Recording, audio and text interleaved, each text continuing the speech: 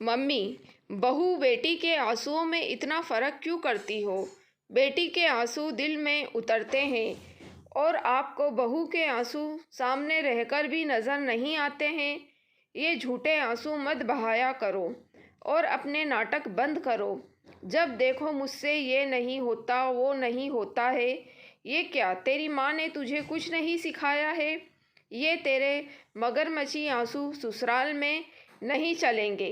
कामिनी जी ने रोब झाड़ते हुए नई नवेली बहू राशि से कहा। राशि पढ़ी लिखी समझदार लड़की है, घर के काम करना जानती है, पर सास की इच्छा है कि बहू एकदम परफेक्ट हो, उसे सब कुछ करना आए और वो किसी काम के लिए कभी मना नहीं करे।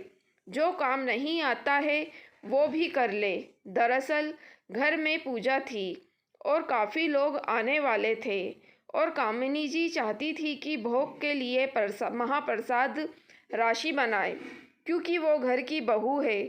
पर राशि इतना महाप्रसाद बनाने ना से डर रही थी, क्योंकि उसे इस बारे में कुछ पता ही नहीं था और कामिनी जी का मानना था कि बहू को सब पता होना चाहिए। उनके आदेश को सुनकर राशि की आंखें भर आई। वो मायके में मम्मी के साथ काम करती थी। कुछ बनाना हो तो मम्मी पूरी तरह से समझाती थी, पर यहाँ ससुराल में तो सास बस डांटती रहती है या तेज़ आवाज़ में चिल्लाती रहती है। फिर भी यूट्यूब से देखकर राशि ने महाप्रसाद बनाने की कोशिश की, लेकिन हलवा थोड़ा सा कच्चा रह गया। पहली बार इतनी मात्रा में जो बनाया था, कामिनी जी ने देखा तो उन्हें गुस्सा आ गया। राशि पहले भरी बैठी थी, वो रोने लगी। अतुल, अपनी पत्नी को संभालने, इस तरह के आंसुओं से मैं पिघलने वाली नहीं हूँ। हलवा बनाते समय राशि का हाथ भी जल गया था। कामिनी जी को घाव नज़र आ गया, फिर भी उन्होंने उसे अनदेखा कर दिया। ये सब बातें राशि के दिल को और चोट पहुंचा रही थी। तभी राशि की ननद सोनिया आई और बोली, ओह मम्मी देखो, भाभी का हाथ जल गया है, जल्दी से दवाई लगा दूं? सोनिया ने दवाई लगा दी, पर कामिनी जी ने राशि का हाल भी नहीं पूछा। कुछ समय बाद सोनिया की सगाई हो गई। राशि ने पूरे मन से ननद की शादी की तैयारी की और सारे घर का काम संभाल लिया। हर आने जाने वाले और रिश्तेदार की अच्छे से आओ भगत की। जब सभी रिश्तेदार उसकी तारीफ करने लगे तो कामिनी जी ने भी कह दिया, इसने कौन सा अनोखा काम किया है, ये तो हर बहू करती है और ये बहुओं का फ़र्ज़ होता है। कुछ खास भी नहीं इसने नहीं कर दिया। बेकार ही इसे चने के झाड़ पर मत चढ़ाओ।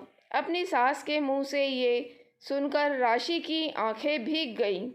वो महीने भर से शादी की तैयारी में लगी हुई थी। उसकी सास चाहे उसकी तारीफ नहीं करती, पर औरों के सामने उसका अपमान तो नहीं करती।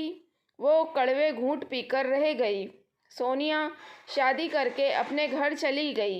एक दिन उसका फ़ोन आया कि मम्मी, ये मूंग दाल की बड़ियाँ कैसे बनते हैं? अरे मूंग दाल की बड़ियाँ आजकल कौन बनाता है?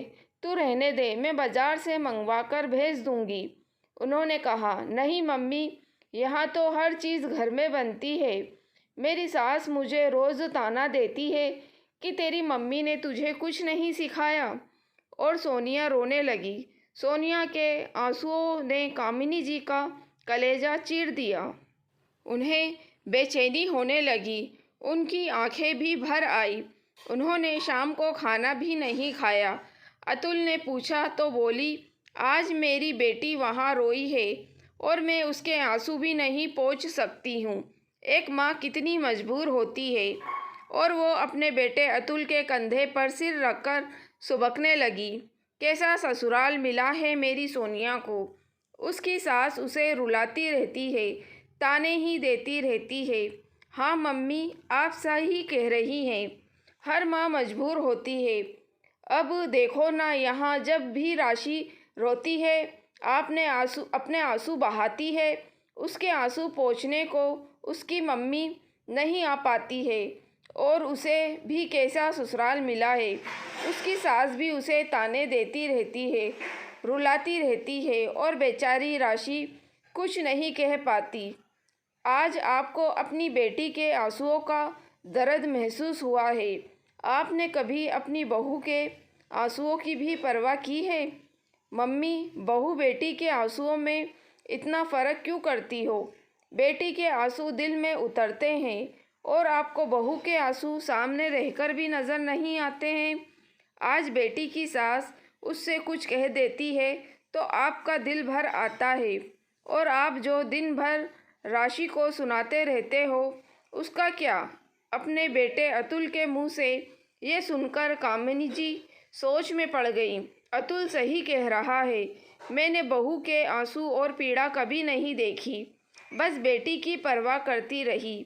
मैंने बहू के आंसू पोंछे होते तो आज मेरी बेटी को भी सुख मिलता। दूसरों की बेटी को आंसू दिए हैं तो मेरी बेटी को सुख कैसे मिलेगा? अब आगे से ऐसा नहीं होगा।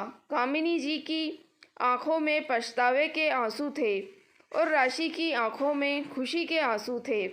दोस्तों, अगर आपको कहानी पसंद आई है तो प्लीज़ आप मेरे चैनल वॉइस ऑफ नीलोफर को सब्सक्राइब ज़रूर कीजिएगा और मेरी वीडियो को लाइक और शेयर भी ज़रूर कीजिएगा। Thank you for watching.